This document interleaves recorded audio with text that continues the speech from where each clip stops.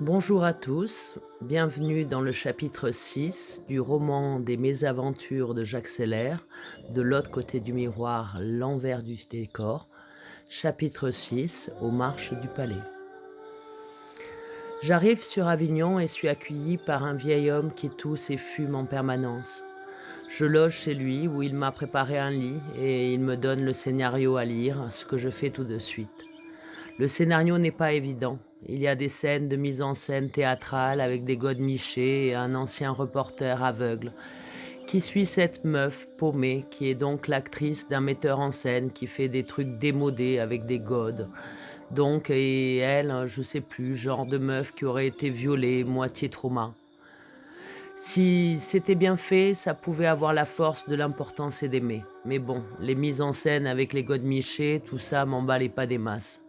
Par contre, j'aurais bien vu Alexis, mon ex, dans le rôle du reporter aveugle, car lui aussi avait été reporter, et là, il en était aussi à perdre la vue.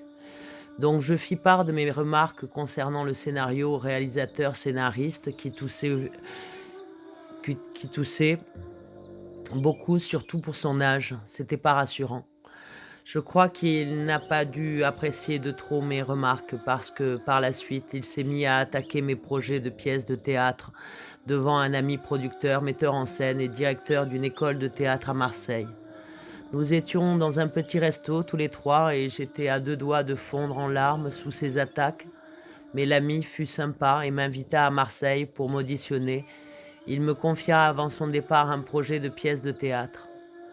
Me voilà prenant cette fois-ci le train pour Marseille, avec dans mon sac la pièce qui est bourrée de scènes de fellation et autres que le metteur en scène voudrait qu'elle soit véritablement jouée sur le plateau. Je ne suis donc pas franchement convaincu par la pièce et me demande qu'est-ce qu'ils ont tous avec le cul. Là, l'ami me montre ses bureaux, son école, m'invite au resto en bord de mer, un resto branché sur une falaise. Top, quoi. En plus, je ne connaissais pas Marseille, alors c'était charmant. Au final, je dors chez lui, dans la chambre de son coloc, qui n'est pas là. Un pur appart avec un toit terrasse. Dans la chambre où je suis, il n'y a pas grand-chose à part quelques bouquins comme les lettres persanes dans lesquelles je tombe sur une apologie du suicide.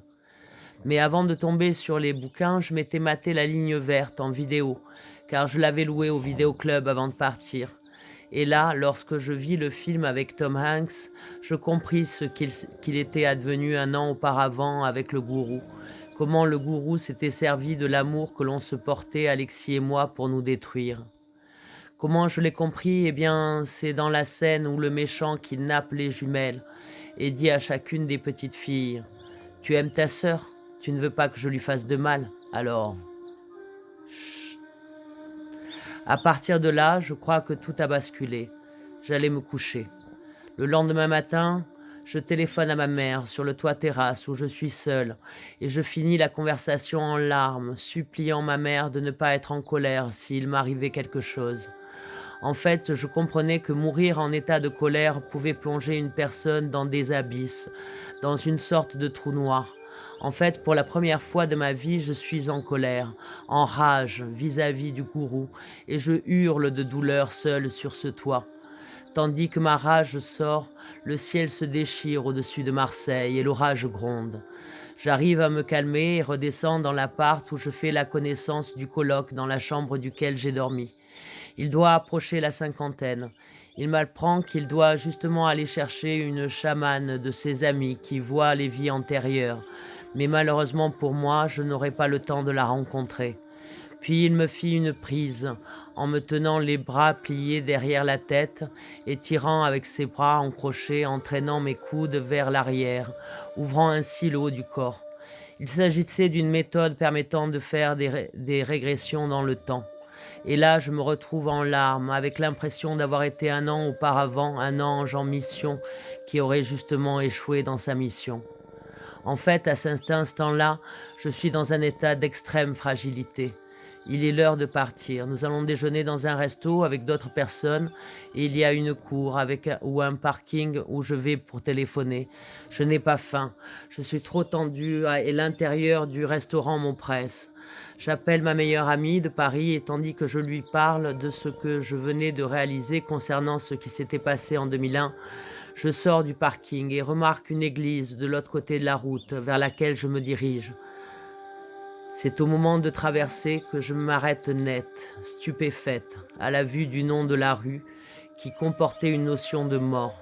Et là, je regarde la route et les voitures qui passent et je comprends que si j'avais traversé à cet endroit, tout ça pour aller visiter une église en béton, même pas belle, je risquais fortement d'être fauché par une voiture.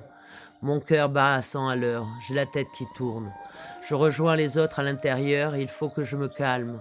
Nous allons ensuite dans son école pour qu'il m'auditionne sous forme d'improvisation, avec comme thème récurrent 3 minutes avant de mourir, 3 minutes avant la fin du monde.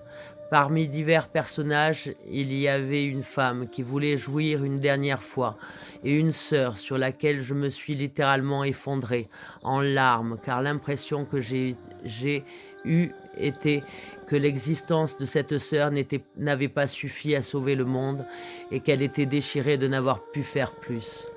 Dès l'impro fini, je repris de suite mes esprits tout en ayant conscience que que je venais de toucher là un point sensible, à une sensation de l'au-delà.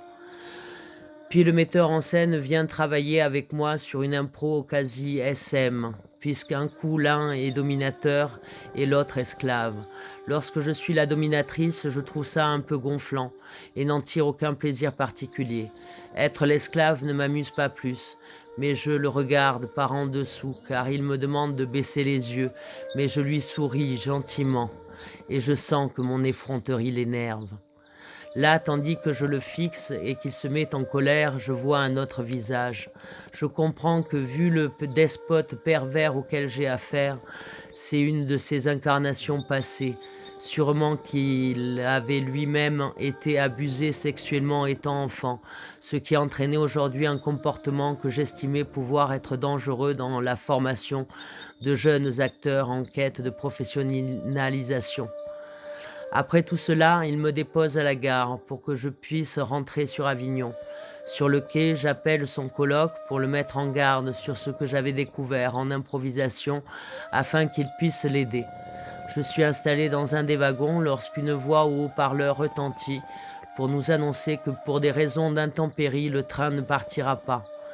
Comme je rêvais de voir de plus près Notre-Dame de la Garde et que je n'en avais pas eu le temps, j'en profitais donc pour grimper dans un taxi sous les trombes d'eau qui déferlaient sur la ville. Arrivé là-haut, devant l'église, je demande au taxi de m'attendre afin de pouvoir facilement retourner à la gare. Fin du chapitre 6. À bientôt.